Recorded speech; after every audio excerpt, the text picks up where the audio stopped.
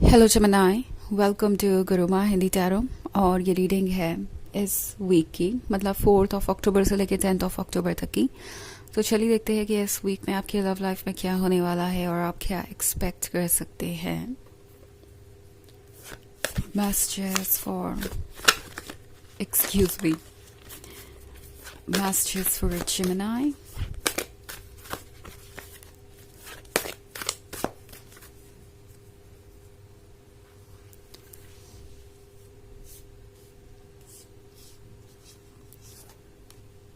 Ten of Wands, Queen of Swords, Two of Pentacles, Six of Wands,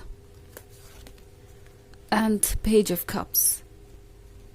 Okay.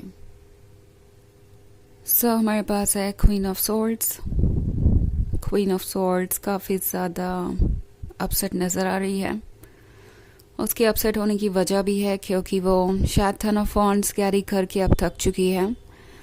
ये energy आपकी हो सकती है और आप में से बहुत सारे लोग शायद ऐसा महसूस कर रहे हैं कि अब आप इस रिलेशनशिप को कंटिन्यू नहीं कर सकते।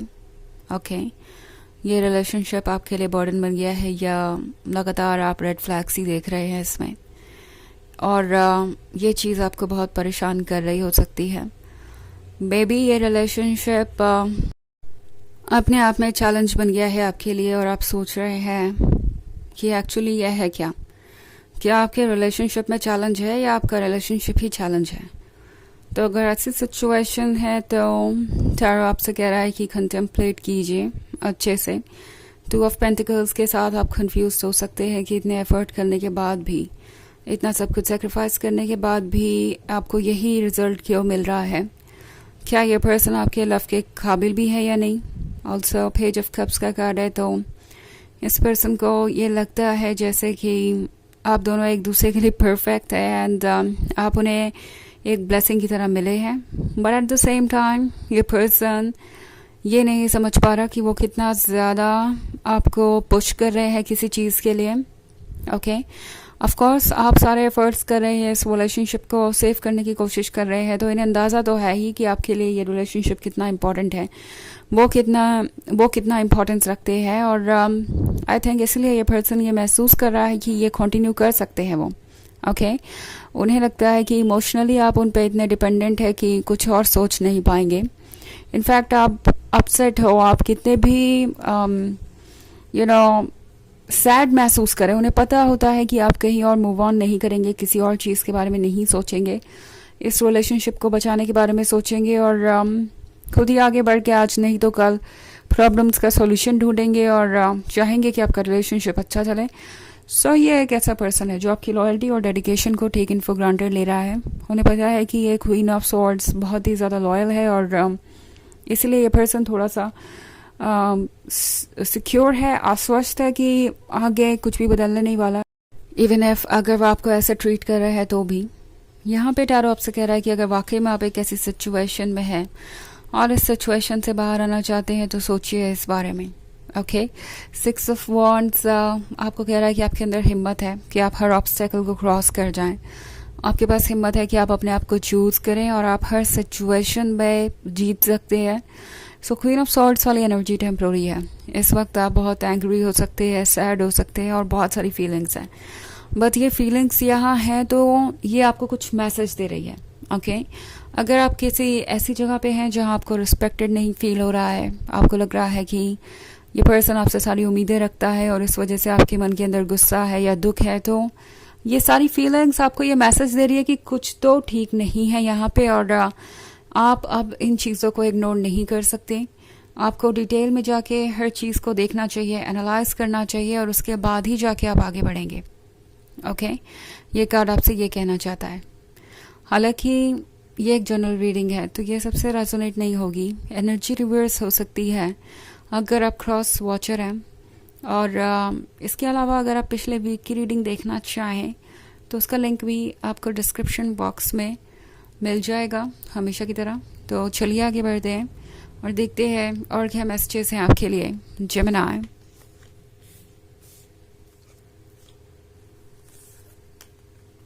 Death, nine of wands, the moon, the Hierophant and 6 of Cups. Okay, so फिर से हमारे पास डेथ का कार्ड है, यानी कोई अनप्लीजेंट सा चेंज आपकी लाइफ में आया है और आपको ये अच्छा नहीं लग रहा, बट ये चेंज आपके सामने बहुत कुछ रिवील करने आया है. ओके, क्योंकि आप एक ऐसे रिलेशनशिप में हो सकते हैं जहाँ पे ये पर्सन लगातार मिस्टेक्स कर रहा है और उन मिस्टेक्स को सुधारने के बजाय वो लगातार एक्सक्यूजेस दे रहे हैं, और ये एक्सक्यूजेस काफ़ी ज़्यादा परेशान करने वाले हो सकते हैं. ऐसा लगता है जैसे ये अपनी गलतियों को रियलाइज़ ही नहीं कर रहे.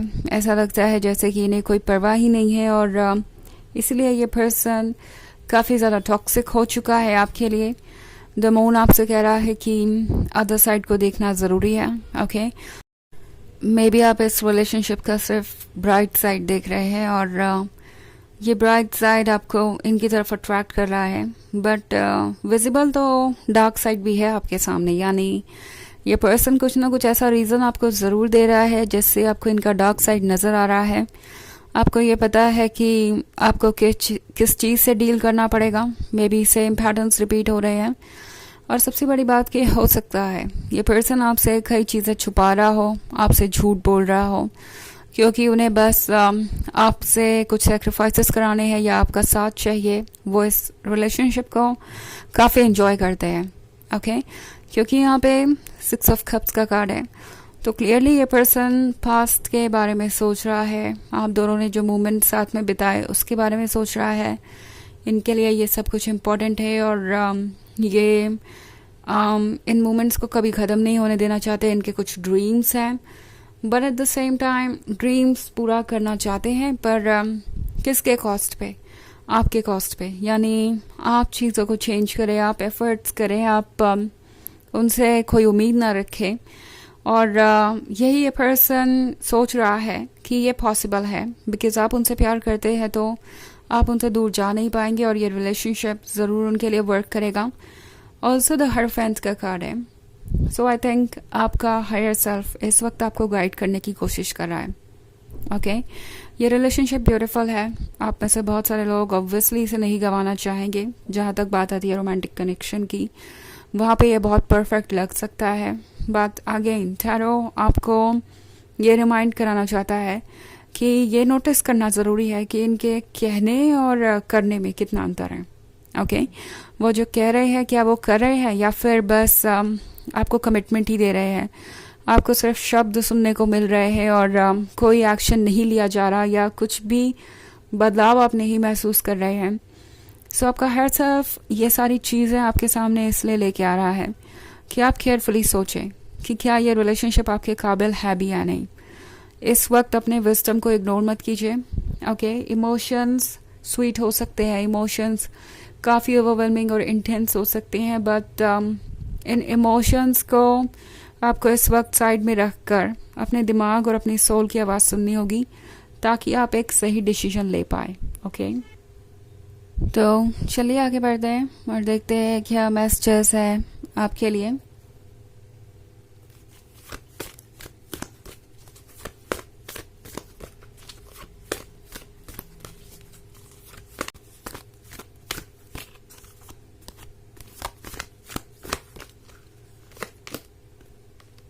Master Jesus, forgiveness.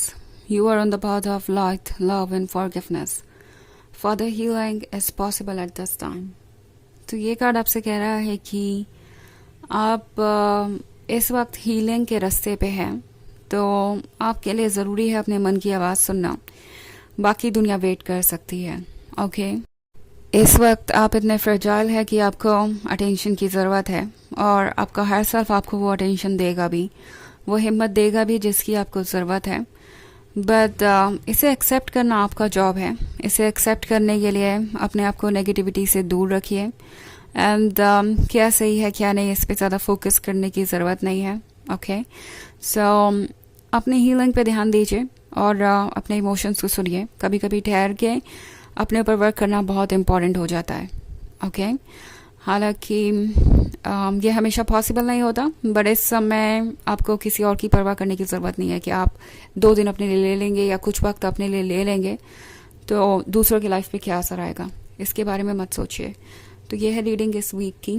I hope आपको अच्छी लगी होगी। Thanks for watching. Till next video, bye.